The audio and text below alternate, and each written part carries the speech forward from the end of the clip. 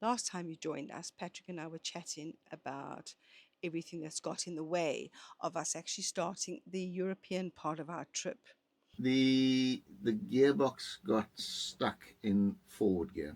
Engine lifted, gearbox taken out, taken away to be rebuilt. Rain started and the river went to flood. Yeah. So I started investigating. Let's register the boat. They said, "Where's the bill of sale?" And Patrick and I looked at each other and went, "Well, we didn't really have a bill of sale." Yeah, that was a problem with us. I started tracking down the seller, found his address on a lot of paperwork, and unfortunately, he passed away during COVID. It also happened. Our bicycles, Our bicycles were stolen. So much smoke.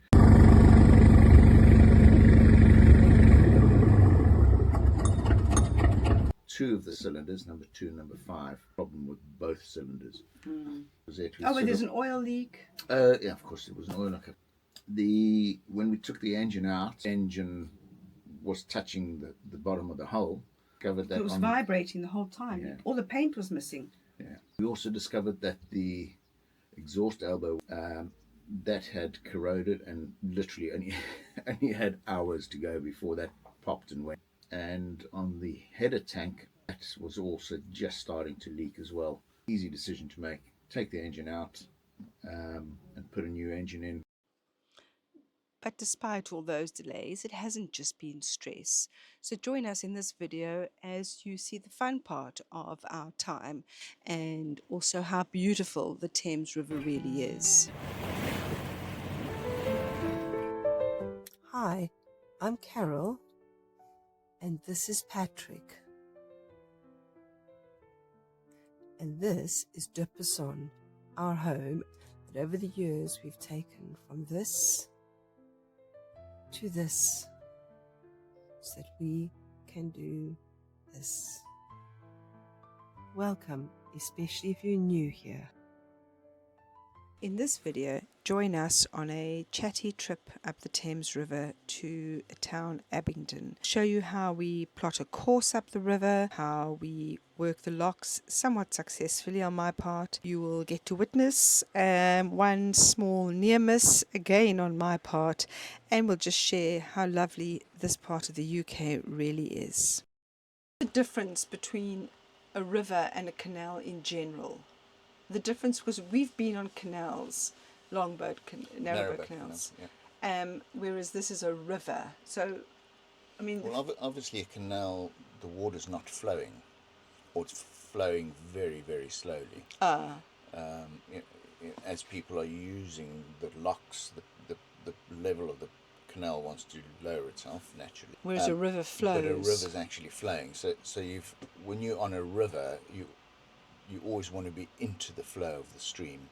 So when you're mooring, if you're coming downstream, you've always got to do a U-turn and come up into the stream, for instance. Whereas on a canal, you just stop wherever you want to stop.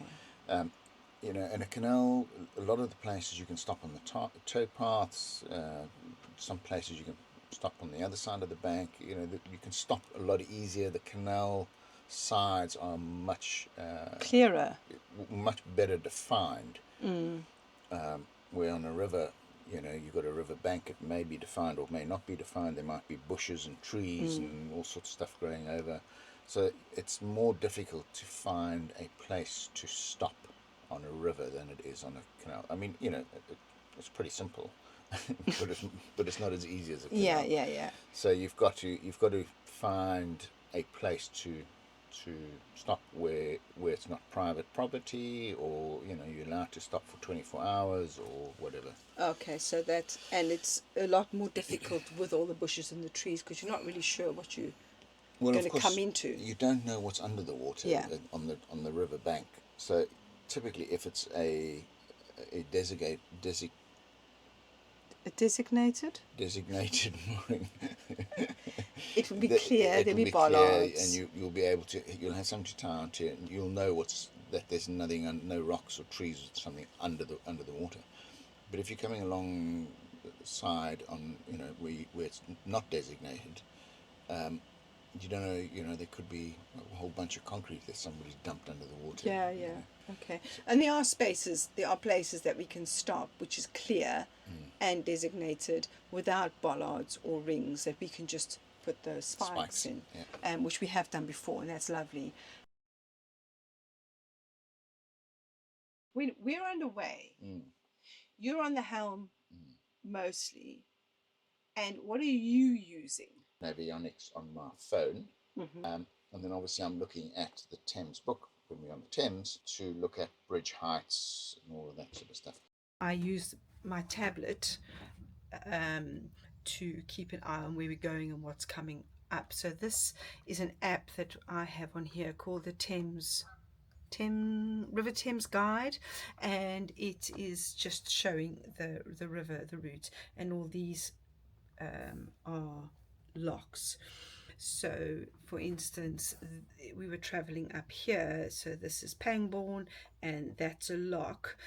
What this map isn't interactive, so it doesn't show us where we are in relation to the map. So I need to do one of two things. First of all, I consult this book, which is the Thames River book, just to do a brief read about, you know, what's going on, what's coming up, where we're heading towards. There's maps on there, but I prefer to use digital or maps on the tablet. But these books are so helpful because, for instance, they will tell you about bridges that are coming up, and we are restricted obviously on height because we have a mast, but the mast we are able to lower. It's lowered at the moment. I'm just showing you through the window. So we've lowered the mast. It's on like a bracket or a hinge. So we lower the mast. I think it's, I'll have to check with Patrick, I think it's 13. No, I'll have to check with Patrick what the height is, the max height. I have got it written down somewhere, but he can warn me we need to drop the mast. So we'll do some reading about what's coming up, what bridges we're going to come up against, and what we need to be prepared for with the mast, and certainly with the aerials that are on the mast. So that's the book we use certainly for the Thames. I keep notes as we go through the locks, what times we've been through, and if anything's happened in the lock. So this book's always on standby with a pen, so I keep that with me, but most of the time I'm using this river map, checking up, okay, there's a lock coming up, it's Pangbourne, but I need to know where we are in relation to that. So at the same time I keep good old Google Maps active. So I use this in two modes. This is just the standard one we're used to, but what it does do is it shows us where we are actively. Okay, we're stationary at the moment, so that will obviously move, as you know with maps do, that will move as we make our way towards Pangbourne. Now if I'm not able to see where the lock is, I know Pangbourne, so I know it is round about there because we've been through it a few times. But if I'm not sure where the lock is, I then go to the satellite view, and then I can get a real zoom in to see, okay, where is the lock on the river? Here's the River Thames. Where is the actual lock? I can zoom in. Go, oh, well, there's the river, there's the boats. Where is the actual lock? And if I keep zooming in, there's the weir, there's the lock. So then I can just drop a pin.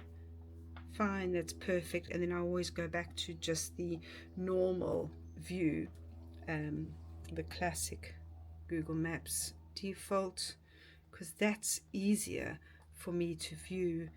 You know, if I'm messing around the boat, or I'm not standing right here on the dashboard where everything is, then I'm able to see, okay, well, there we are, and there's a lock. And as this moves, I can see we're getting closer to the lock, and then I can start preparing for that, which is normally getting the lines ready, or at least checking that they're ready. I try to be on top of that as we go through and come out. And that's how we manage traveling on the Thames River, just using that. The check where's the next lock. Okay, the next lock coming up is Goring, and then I go through the same process, find Goring on Google Maps, drop a pin, look on the satellite if I'm not really sure where it is, and then just keep an eye on the blue dot to see where we are, and then I can relax in the meantime. And then Patrick's got an app on his phone that he uses to also keep an eye on where we are. But these books are really, really invaluable, telling us exactly where we are and where the bridges are going to be, and any other information, if there's maybe some moorings that we could stay at, how much they, I don't know if they've put the prices in because they change all the time, but certainly they talk about possible bridges, the heights of them, and if there are moorings, whether they're going to be private moorings in the area or environmental agency moorings that we can stop at.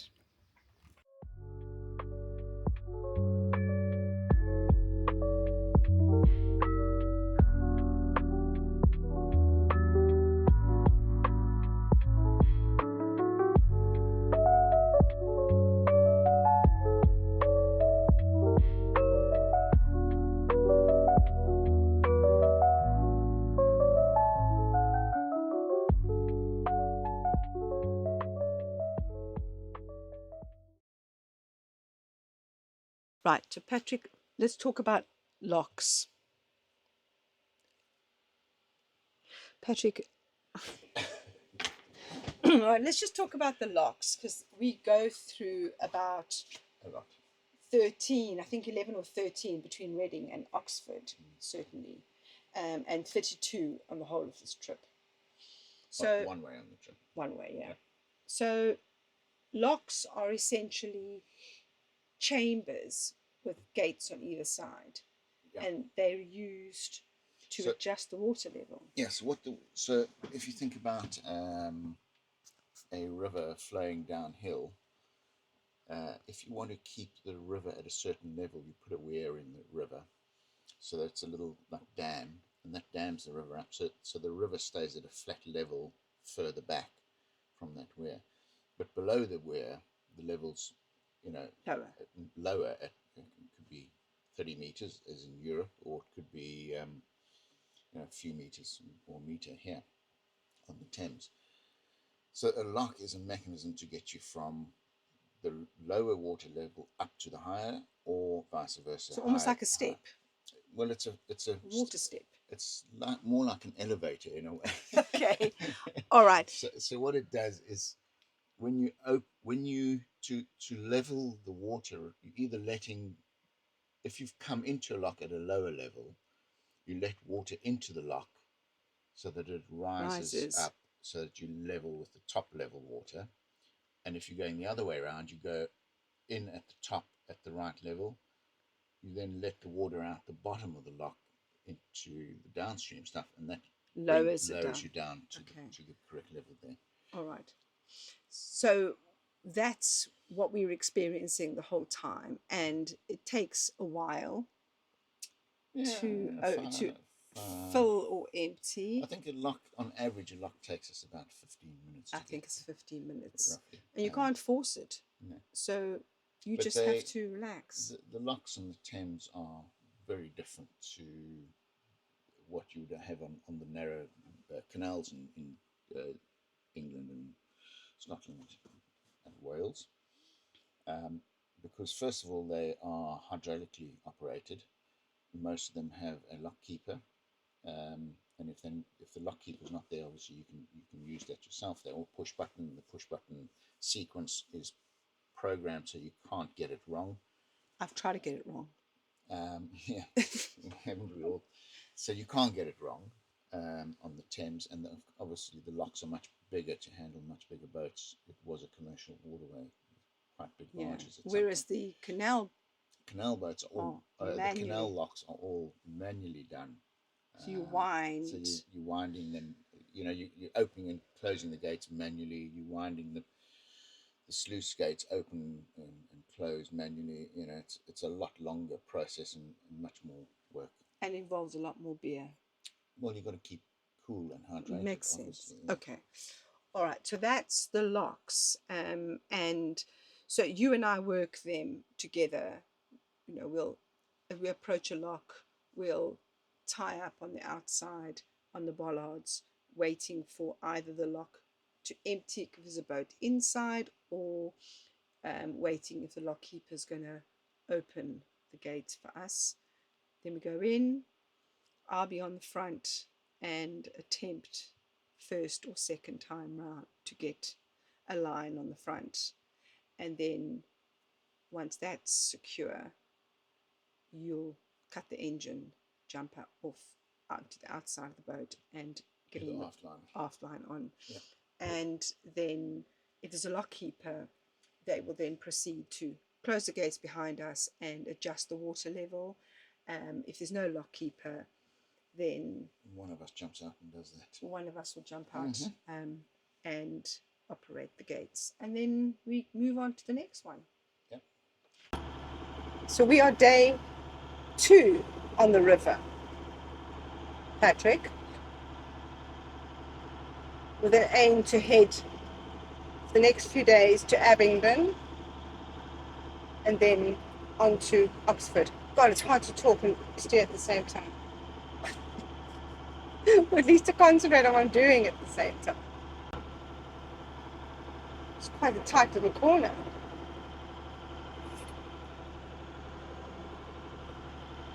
So we were the first, when we went to that last lock, that guy said to me, we were his first visitor of the day. And normally he's so much busier.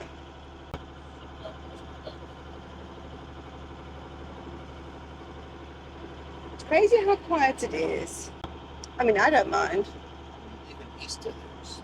No, we thought it was going to be crazy. I'm hoping to go into the town of Abingdon and we can have a barbecue one night.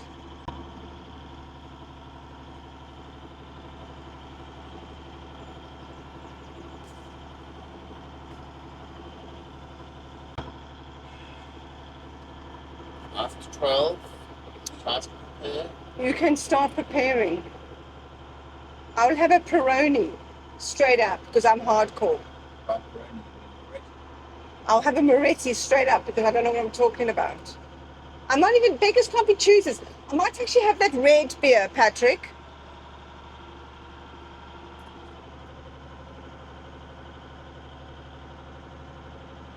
That's the amazing thing about being on the river. There's just no drink driving laws. I mean, I think if you crashed, there might be an insurance question. But I don't think they even come and breathalyze you, so how would they know? You just have to hide all the beer cans and the bottles of Prosecco.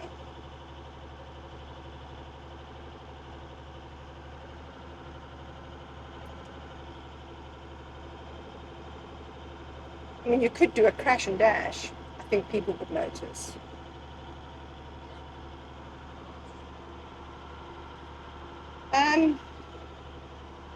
Yeah, that was fine. Anything that doesn't leak works for me.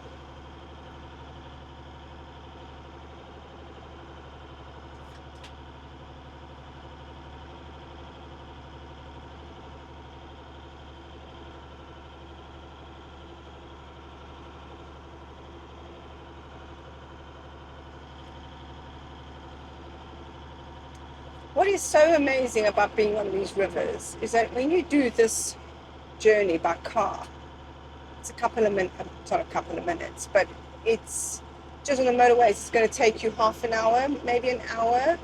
Whereas when you're on the river like this, it's just so slow and it doesn't even feel like you're in the same country or in the same area.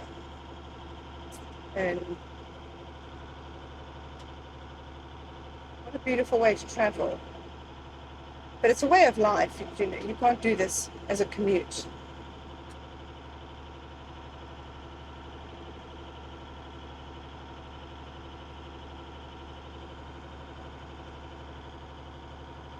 Having said that, I've just seen a road with a car.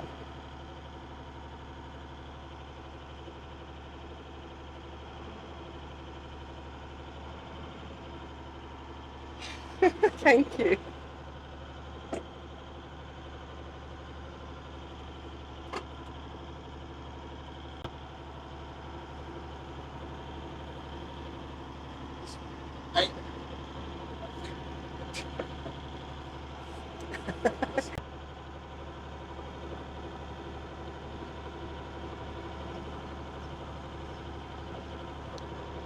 Okay, now I can have a sip. In 15 seconds. Cheapers.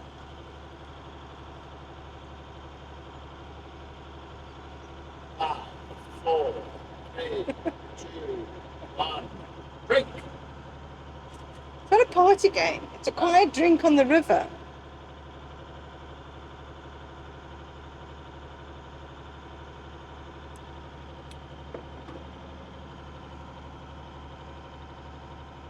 Most yummy. Is delicious. After a hard morning's work, doing nothing on the river. You have done nothing because that's all you've done all day, sit in that chair. Yes. I've done the locks. I've done the breakfasts. Done the shopping for the butter. I did butter shopping, which was hard. Look, the little babies.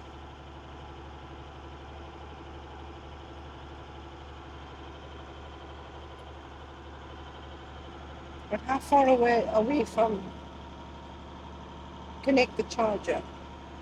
This thing doesn't last long, does it?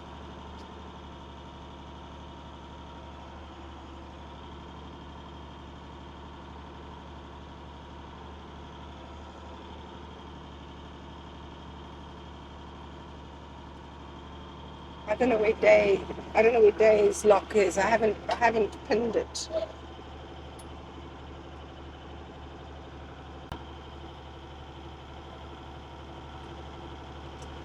I need my box because my legs are getting sore.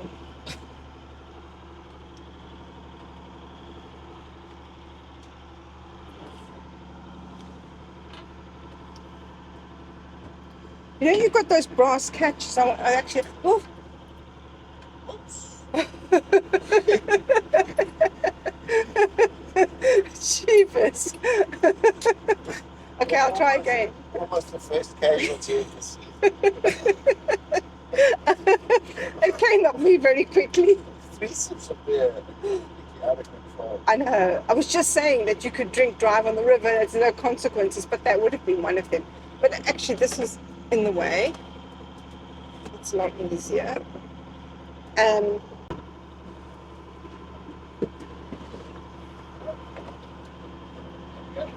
That's much better, Patrick.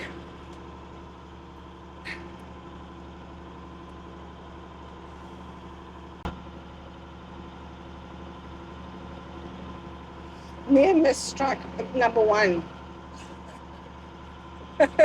You haven't done that yet.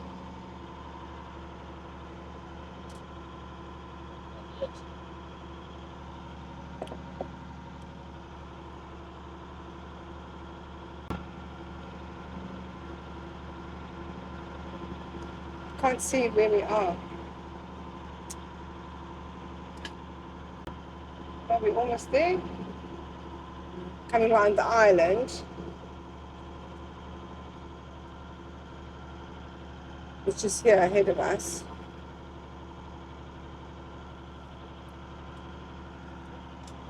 Right, so Patrick, here we go. The lock is like right here.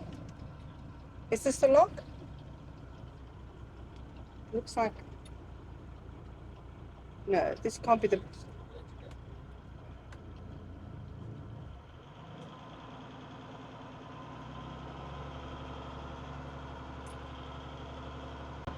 there's the weir.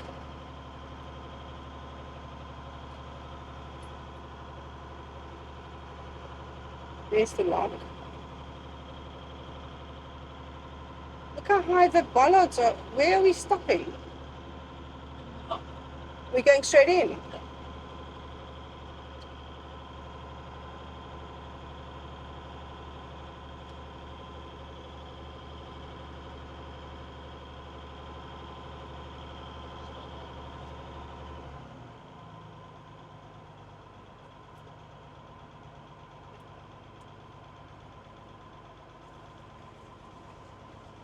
Okay, Patrick, do you want to go in?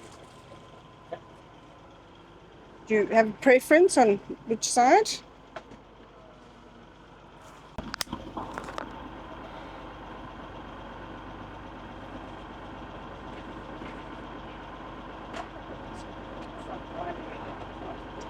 After 6, it's going to lose you and it's going to be ready. Oh, yeah, you can just recognize your face instead.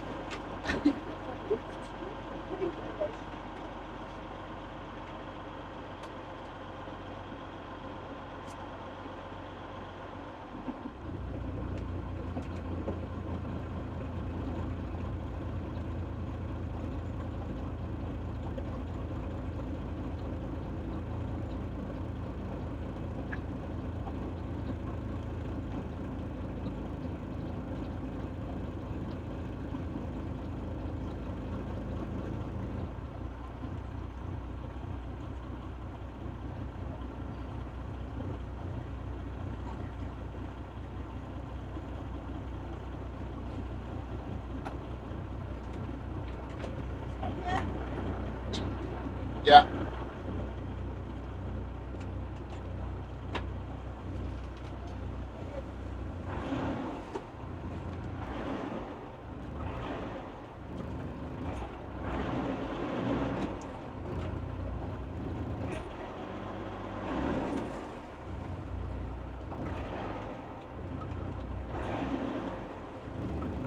Hold it.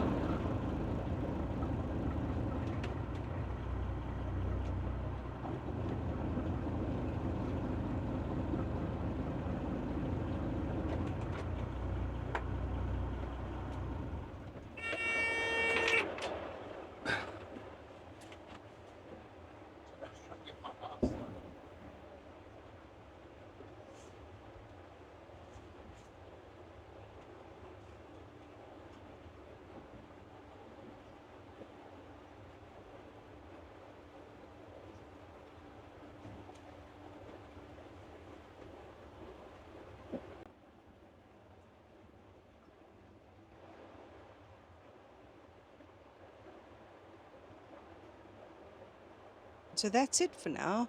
Thank you so much for joining us as we make our way up the river.